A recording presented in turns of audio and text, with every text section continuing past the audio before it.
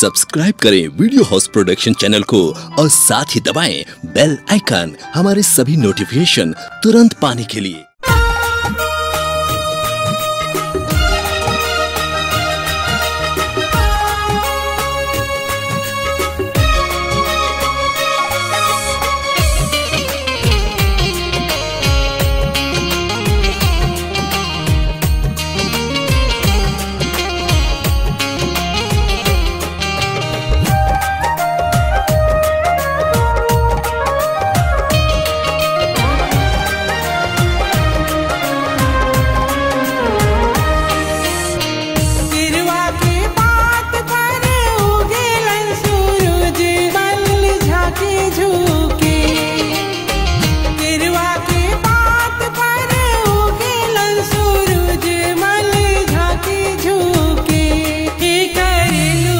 बरतिया से झांकी झूके